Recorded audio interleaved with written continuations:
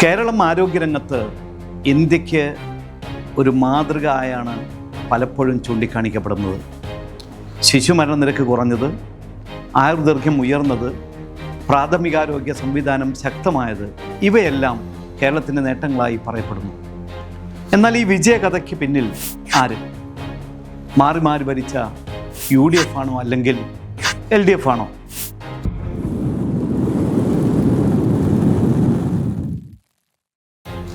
നമസ്കാരം, ഞാൻ മുഹമ്മദ് കുട്ടി.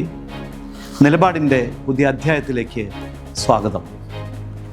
ഇന്ന് നമ്മൾ രാഷ്ട്രീയ വിവാദമല്ല, വസ്തുക്കളെ അടിസ്ഥാനമാക്കി ഒരു സമഗ്ര വിലയിരുത്തലാണ് നടത്തുന്നത്. 2001 മുതൽ 2006, പിന്നീട് 2011 മുതൽ 2016 വരെയുള്ള കാലഘട്ടങ്ങളിൽ UDF സർക്കാരുകൾ അടിസ്ഥാന സൗകര്യ വികസനത്തിലും സ്വകാര്യ ആരോഗ്യമേഖലയ്ക്ക് അനുകൂലമായ നയങ്ങളിലുമായിരുന്നു കൂടുതൽ ശ്രദ്ധ കേന്ദ്രീകരിച്ചത്.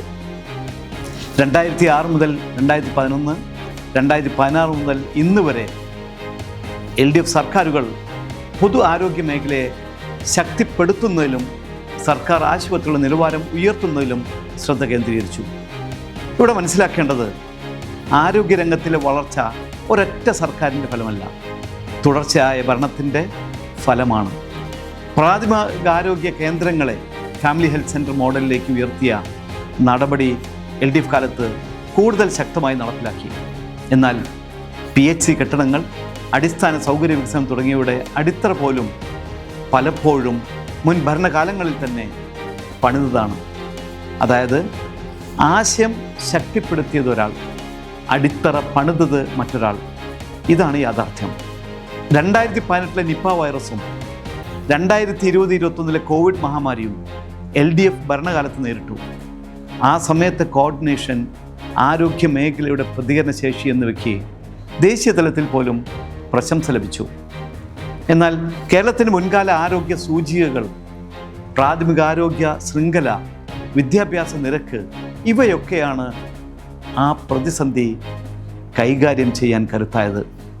അതായത് പ്രതിസന്ധിയിൽ തിളങ്ങിയത് അന്നത്തെ സർക്കാർ ആയിരുന്നാലും അടിത്തറ പല ഭരണകാലങ്ങളിലൂടെയാണ് പണിതത്. UDF കാലത്ത് സ്വകാര്യ ആശുപത്രി മേഖലയ്ക്ക് വേഗത്തിൽ വളർച്ച ലഭിച്ചു. മെഡിക്കൽ ടൂറിസവും ഉയർന്നു. LDF കാലത്ത് സർക്കാർ ആശുപത്രികളിൽ കൂടുതൽ പ്രാധാന്യം നൽകി. ഉപകരണങ്ങൾ, ICU സൗകര്യങ്ങൾ, ലാബ് സംവിധാനങ്ങൾ എന്നിവയിൽ നിക്ഷേപം വർദ്ധിച്ചു. ഒരു ആരോഗ്യ സംവിധാനത്തിന് സ്വകാര്യവും പൊതുവുമായ 2 ചക്രങ്ങളും ആവശ്യമാണ്. ഒന്നിന് മാത്രം ആശ്രയിച്ചാൽ സമഗ്രത നഷ്ടപ്പെടും. പല മെഡിക്കൽ കോളേജ് പദ്ധതികളും ഒരു സർക്കാർ ആരംഭിച്ച് മറ്റൊന്ന് പൂർത്തിയാക്കിയതാണ്. അതിനെ രാഷ്ട്രീയ ക്രെഡിറ്റായി കാണാതെ തുടർച്ചയായ ഭരണ പ്രക്രിയയായി കാണേണ്ടതാണ്. ആരോഗ്യ ഇൻഷുറൻസ് രംഗത്തും UDF കാലത്ത് കേന്ദ്ര പദ്ധതികളും LDF കാലത്ത് വിപുലീകരണ പദ്ധതികളും ചേർന്ന് കൂടുതൽ ആളുകൾക്ക് ചികിത്സാ സുരക്ഷ നൽകി. നേട്ടങ്ങളുണ്ടെങ്കിലും ചില പ്രധാന പ്രശ്നങ്ങൾ തുടരുന്നു. ഡോക്ടർ, നഴ്സ് ഒഴിവുകൾ, ചികിത്സാ ചെലവിൻ്റെ വർധന, മാനസികാരോഗ്യ സേവനങ്ങളുടെ അപര്യാപ്തത, ഗ്രാമപ്രദേശങ്ങളിലെ വിദഗ്ധ ഡോക്ടർമാരുടെ കുറവ്. ഭരണം മാറിയാലും ഈ പ്രശ്നങ്ങൾ തുടരുന്നു എന്നതാണ് യാഥാർത്ഥ്യം. കേരളത്തിൻ്റെ ആരോഗ്യരംഗം ഒരു രാഷ്ട്രീയ പാളിയുടെ മാത്രം വിജയകഥയല്ല.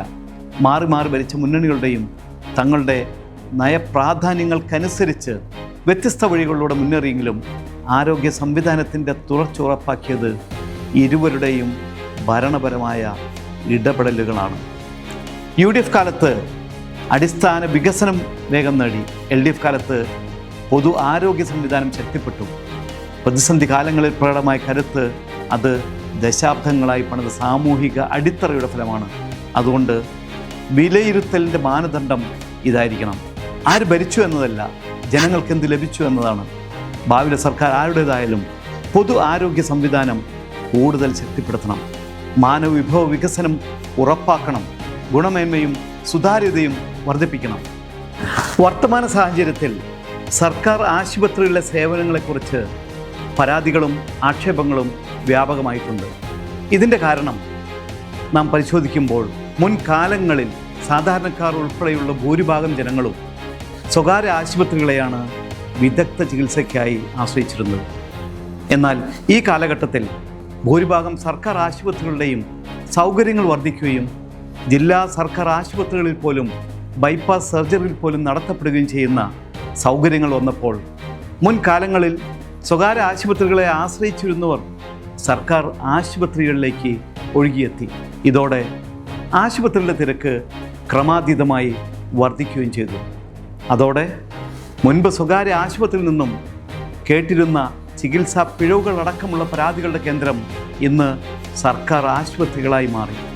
ഇതാണ് പുതിയ വിവാദങ്ങൾക്ക് കാരണം. ഇതിനേക പരിഹാരം നിലവിലെ സർക്കാർ ആശുപത്രികളിലെ സംവിധാനങ്ങളിലെ പോരായ്മകൾ പരിഹരിച്ച് പിഴവുകൾ കണ്ടെത്തി നടപടികളിലേക്ക് നീങ്ങേണ്ടതുണ്ട്. കേരളത്തിലെ ആരോഗ്യ രംഗത്ത് ബ്ലാക്ക് സ്റ്റോൺ പോലുള്ള വിദേശ കുത്തക ഗ്രൂപ്പുകൾ കടന്നുവന്ന് ഭൂരിഭാഗം സ്വകാര്യ ആശുപത്രികളെയും വിലക്കെടുത്ത് കഴിഞ്ഞതിനാൽ സാധാരണക്കാർക്ക് ഈ സ്വകാര്യ ആശുപത്രികളെ ചികിത്സാ ചെലവ് വർദ്ധിച്ചതുമൂലം ഇൻഷുറൻസ് സെക്ടർ വഴിയല്ലാതെ ആശ്രയിക്കാൻ കഴിയാത്ത സാഹചര്യം നിലവിലുണ്ട്. ആയതിനാൽ സർക്കാർ ആശുപത്രികളിലെ സൗകര്യങ്ങൾ വർദ്ധിപ്പിച്ച് പൊതുമേഖലയിലെ ചികിത്സാ സംവിധാനങ്ങളെ നിലനിർത്തേണ്ടത് ഓരോ മലയാളിയുടെയും കടമയായിരിക്കണം. ഇതിനായിരിക്കണം രാഷ്ട്രീയ പ്രബുദ്ധ കേരളം ശ്രമിക്കേണ്ടത്. കേരളത്തിൻ്റെ ആരോഗ്യരംഗം രാഷ്ട്രീയ വിജയത്തിനുള്ള വേദിയല്ല, ജനങ്ങളുടെ ആരോഗ്യാവകാശത്തിനുള്ള സംവിധാനമാണ്. അതാണ് നമ്മുടെ യഥാർത്ഥ ചർച്ചയും യഥാർത്ഥ ലക്ഷ്യവും.